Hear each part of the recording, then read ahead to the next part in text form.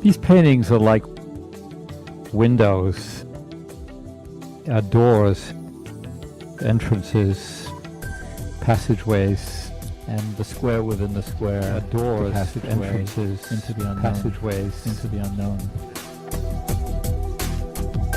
passageways to feelings and spaces that I'm exploring.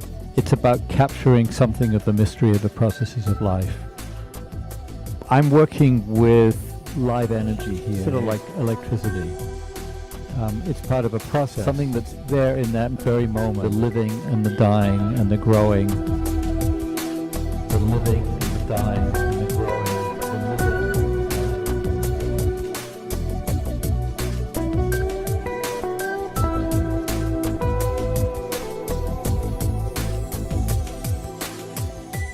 The drawing, I think, is actually one of the most interesting aspects of the whole thing. Without the drawing, there's no painting at all. The drawing has to work first.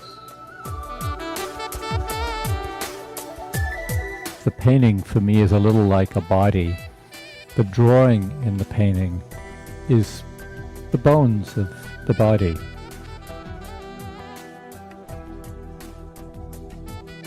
And then I create an underpainting which takes that structure of the bones and elaborates on it, and basically you're adding muscle and sinew.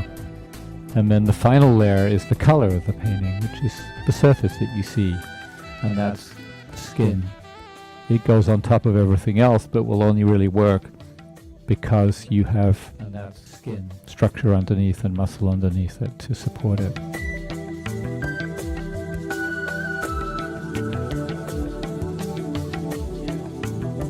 The aliveness of the blossoms is really important because there's an energy which comes from them, like electricity. You know, every animal, every plant has its own alive energy.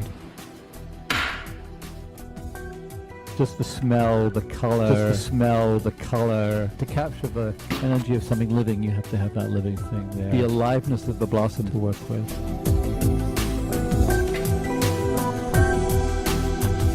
You know, a lot of painting is about texture, the difference in texture between the rock, the leaf, the thorn, the flower, and you've got four very different substances. And how do you capture what they feel like, as well as what they look like? You know, I've learned to trust my own intuition about the painting process. It's like split-second decisions that I'm making with my hand. I'm not second-guessing too much with my head. I've learned just to trust that part of myself.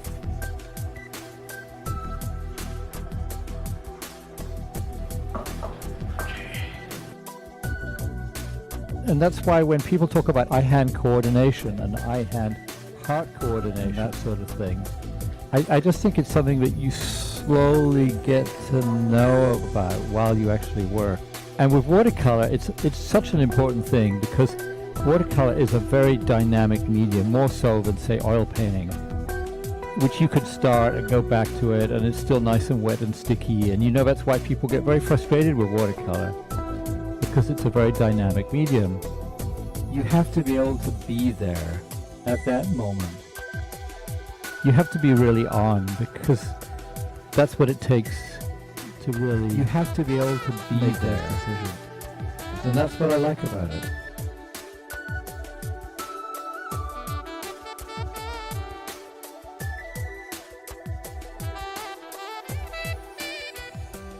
There's always this strange feeling after signing a painting that you feel like it's finished. That signature is the last stroke in the painting, and now it's going out into the world, carrying all of that magic energy that you've infused into it, and you don't know where it's going to go. You start off with a concept, and the concept has, is always this sort of burnished, perfect idea, and the actual manifestation of it is always a little different, because life gets in the way, things turn out differently. I wanted a black ball in the middle, that was the initial idea. Now I have a red one. The flowers start to open and grow and change as the painting happens. So the finished painting always ends up being different from the concept that you started. But that's part of the magic of the process. You're becoming part of the process yourself. And even though you think you have control over it, you really don't. It's really just an illusion.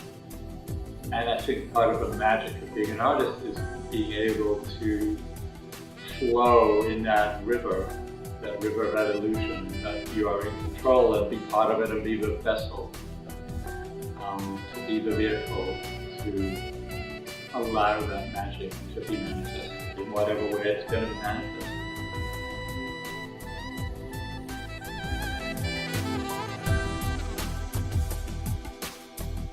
And that's what I like about it.